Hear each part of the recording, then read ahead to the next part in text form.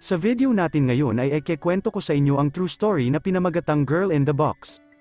Sa simula ng video ay magkasama ang mag-asawa na sina Cameron at Janice.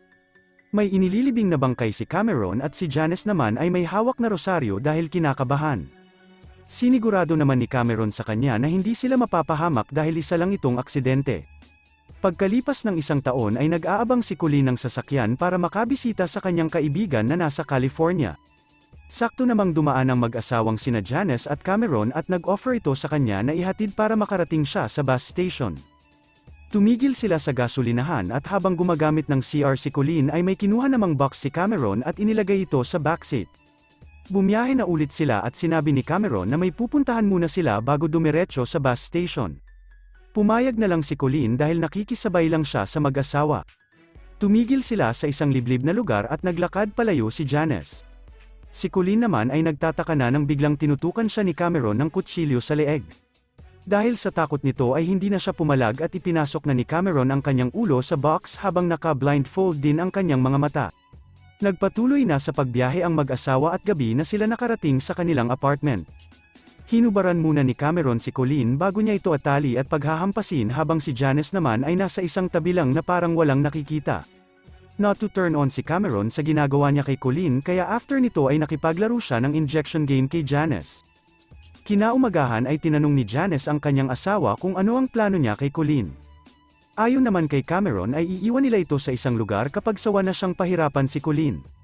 Pagkaalis ni Cameron ay nagdasal si Janice pero hindi siya makapag-focus dahil naririnig niya ang iyak ni Colleen. Pumunta siya sa basement para tingnan ito at nagmamakaawa ito sa kanya na palayain na siya.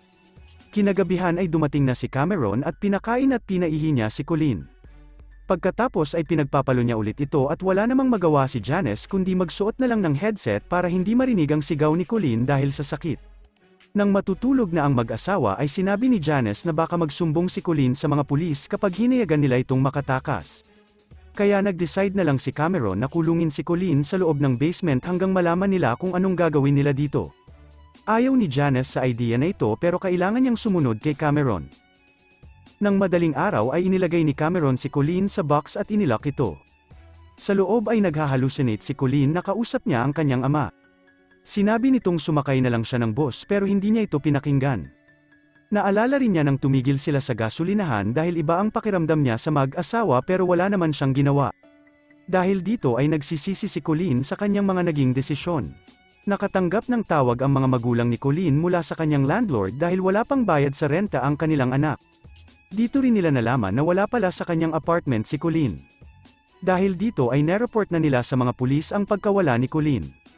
Pagkalipas ng 6 months ay pumunta si Janice sa workshop ni Cameron para sabihin na siya ay buntis. Kaya sinuggest din niya dito na baka pwede na nilang paalisin si Colleen para sa kanilang anak. Pero hindi naman natuwa sa balita si Cameron at hindi rin siya pumayag sa gusto ni Janice dahil baka magsumbong sa mga pulis si Colleen. Pagkalipas ulit ng ilang buwan ay galing ang mag-asawa sa hospital. Dito sinabi ng kanilang landlord na kailangan na niyang i-check ang kanilang basement pero sagot naman ni Cameron na next time na lang.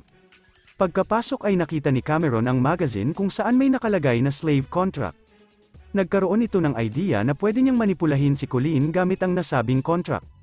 Sinabi niya kay Colleen na parte siya ng company na nagbebenta ng mga alipin at kapag tumakas siya ay sasaktan ng kanilang company ang kanyang pamilya.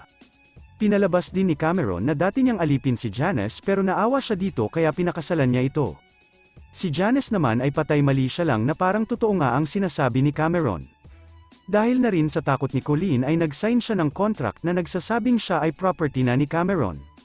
Kinabukasan ay sinabi ni Cameron na simula ngayon ay Kay na ang kanyang pangalan, at kailangan niyang ituring ang mag-asawa na kanyang master. Inutusan din niya ito na maghubad at itaas ang kamay kapag sumigaw si Cameron ng word na, attention. Prinaktis nila ito at nang hinahawakan na ni Cameron ang katawan ni Colleen ay nakita sila ni Janice na ikinagalit ang ginagawa ni Cameron. Habang naglilinis si Colleen ay nilapitan siya ni Janice at sinabing wala siyang halaga at nabubuhay lang siya para makaranas ng sakit. Dumating na ang araw na mangganganak si Janice at si Cameron lang ang katulong nito sa paglalabor.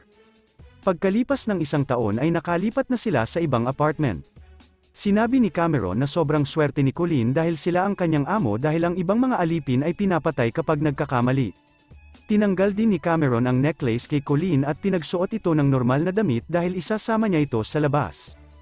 Tinanong niya si Cameron kung pwede siyang bumisita sa kanyang pamilya pero hindi siya pinayagan nito. Pero pinayagan naman siya ni Cameron na magpadala ng sulat sa kanyang mga magulang na ikinatuwa naman ni Colleen. Habang nagtatrabaho sila ay na-injured si Cameron at naiisip na ni Colleen na gamitin ang opportunity na ito para tumakas pero hindi niya ginawa, sa halip ay tinulungan pa niya si Cameron. Pagbalik nila sa apartment ay minamassage ni Colleen ang paa ni Cameron. Pero inagaw naman ni Janice sa kanya ang trabahong ito dahil nagseselos ito sa kanilang dalawa. Nang matutulog na ang mag-asawa ay gustong makipaglaro ni Janice ng injection game pero tumanggi naman si Cameron. Hindi maiwasan ni Janice na magtanong kung mahal pa ba siya ni Cameron dahil napapansin niyang mas pinagtutuunan na niya ng pansin si Colleen kesa sa kanya. Ayon naman kay Cameron ay alipin nila si Colleen at pwede nila itong gamitin ng sabay.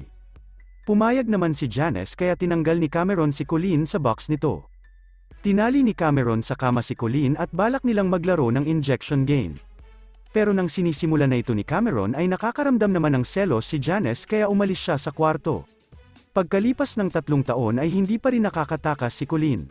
Isang araw ay inutusan siya ni Janice at dito niya nakita si Amber na malaki na. Dahil dito ay na-realize ni Colleen kung gaano na siya katagal nagtitiis sa hirap sa kamay ng mag-asawa. Umalis ang tatlo para mag-picnic pero iniwan nila si Colleen sa box. Dito niya kinwestiyon ang Diyos kung bakit ito ginagawa sa kanya. Nag-hallucinate din ito na nasa ilalim ng tubig at nakakita ng anghel. Pagkabalik ni na Cameron ay nakita kaagad nito na sira ang box at nakita niya si Colleen na nasa CR habang may hawak na Bible. Nilabas na nila si Colleen sa box at pinakain din ito. Pagkaalis nito ay nagbasa si Janice ng Bible at masaya namang nakinig dito si Colleen.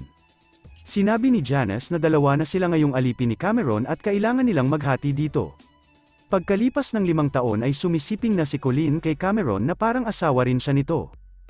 Nag-request din si Colleen kung pwede niyang makita ang kanyang pamilya pero hindi ito pumayag. Dahil kinukulit niya si Cameron ay ibinalik ulit siya nito sa box. Isang araw ay hindi na matiis ni Janice ang pang-aabuso ni Cameron kay Colleen at nag-aalala na rin siyang baka kapag lumaki ang anak nilang babae ay abusuhin din ito ng kanyang asawa. Kinausap siya ni Cameron para sabihing pinapayagan na niya itong makita ang kanyang pamilya pero kailangan niya itong i-test para malaman na hindi siya tatakas. Binigyan siya ni Cameron ng shotgun para itutok sa kanyang bunganga at iputok ang gatilyo. Sinunod ito ni Colleen habang umiiyak dahil sa pag-aakalang baka mamatay siya dito. Pero wala palang bala ang shotgun at para lang ito sa test na sinasabi ni Cameron. Kinabukasan ay bumiyahe na sila papunta sa bahay ng kanyang mga magulang. Pagkadating nila ay pinakilala niya ito na kanyang boyfriend. Masaya ang kanyang mga magulang na makita siya pero ang kanyang kapatid na si Bonnie ay nararamdamang may mali sa nangyayari. Kinagabihan ay tinanong siya ni Bonnie kung bakit matagal siyang hindi nagpakita sa kanila. Hindi naman ito sinagot ni Colleen at iniiba lang ang topic. Kinaumagahan ay sasabihin na sana ni Colleen sa kanyang kapatid ang totoo pero bigla namang dumating si Cameron para sunduin siya. Nabanggit din ni Cameron na ikakasal na silang dalawa ni Colleen na ikinatuwa naman ng mga magulang nito. Tinanong naman ni Bonnie kung saan sila nakatira at ang sagot ni Cameron ay sa California. Lalong naghinala si Bonnie dahil nabanggit na sa kanya ni Colleen na sa Oregon sila nakatira. Bumalik na ang dalawa sa kanilang apartment at narinig ni Janice na nag-uusap sina Cameron tungkol sa pagpapakasal at magsisimula ng bagong pamilya. Kinaumagahan ay nakita ni Colleen na nag-iimpake na ng mga gamit si Janice kaya tinanong niya ito. Sinabi ni Janice na aalis na siya dahil ayaw na niya kay Cameron. Pagkaalis ni Janice ay nagalit si Cameron kaya kinomfort ito ni Colleen. Pero nag-iba na ang ugali nito at sinabing alipin pa rin ang turing niya kay Colleen at biglang sumigaw ng atensyon. Agad namang naghubad si Colleen pero hindi pa rin nasatisfy si Cameron kaya dinala niya ito sa basement. Umalis si Cameron at sa ibang scene naman ay nagdadasal ni Janice sa simbahan.